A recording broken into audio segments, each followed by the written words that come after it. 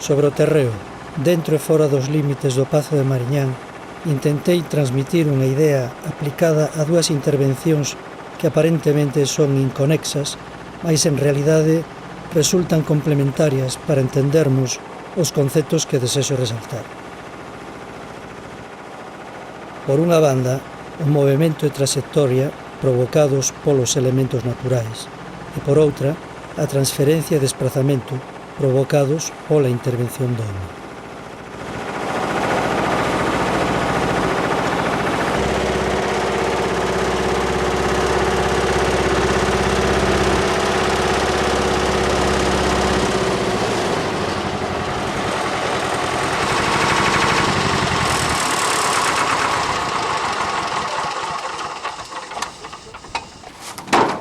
Ahora espera. Espera un pouco máis. Esperando, eh? Non cae, non cae.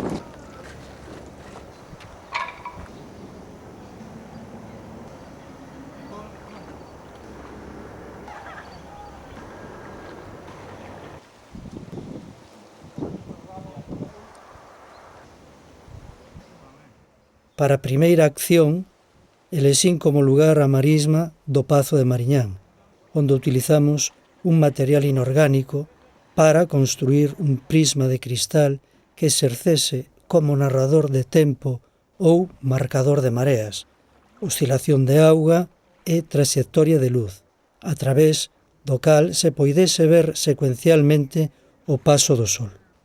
A súa vez, o obxecto, pola súa cualidade de transparencia, permitira a fusión co contorno ampliando deste xeito os límites da obra.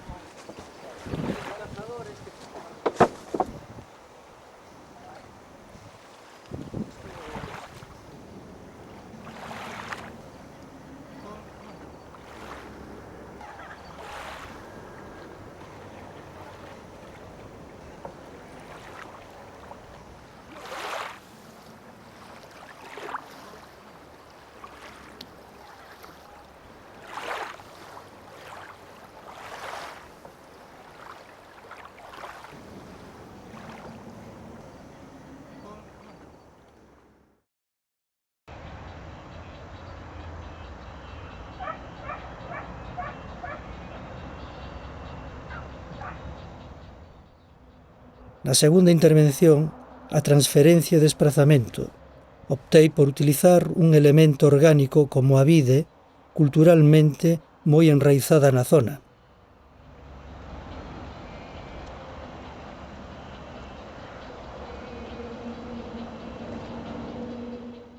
Levamos a cabo actividade nun viñedo situado en Caraña do Medio, Betanzos, nas beiras do río Mandeo. Comezamos por librar un círculo de 20 metros de diámetro, coa intención de focalizar e potenciar o concepto de baleiro deixado polas cepas.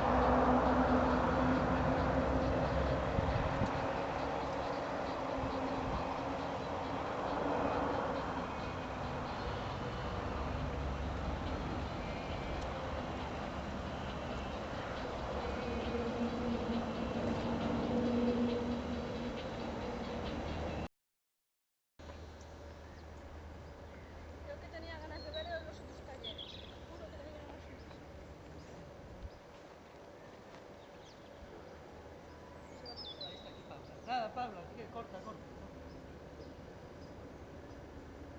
Ya está.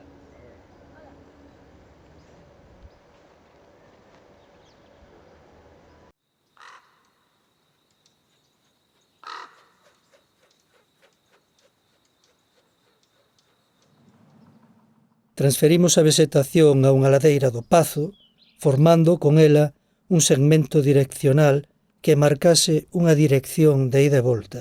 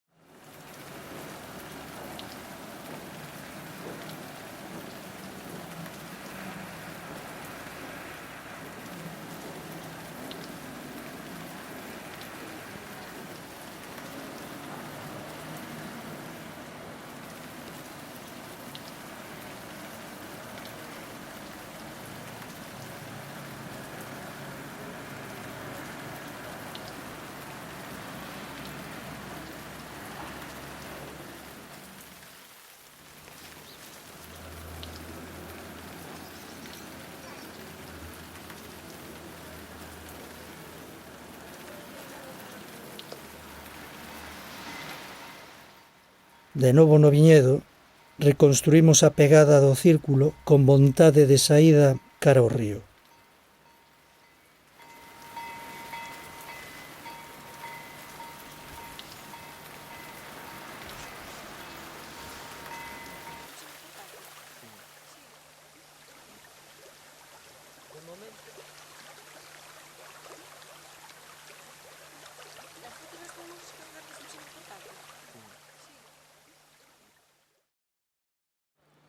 Por último, realizamos unha performance coa maleta e a terra, representando nestas tres accións o feito simbólico da emigración galega, do pasado e presente, coa conseguinte influencia sobre o medio.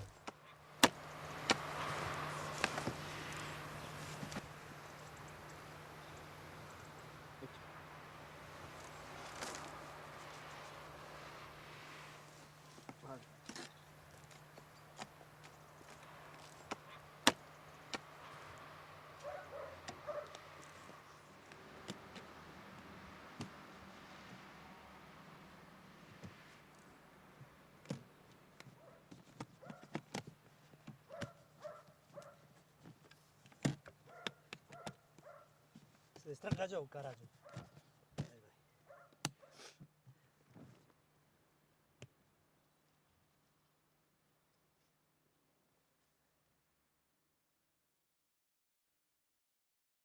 A materia prima empregada nas dúas intervencións foi refugallo, cristais laminados, reciclados, característicos na miña obra, e vexetación que ía ser sustituída por outra prevista nun próximo proxecto de repoboación autóctona e que se reciclou para dar lugar a unha elaboración artística.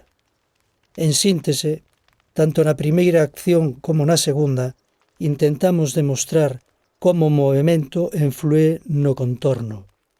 Ben sexa de xeito natural como ocorre na primeira, onde a intervención do home mínima, ou como na segunda, onde o home é o principal interventor de traslado e cambio.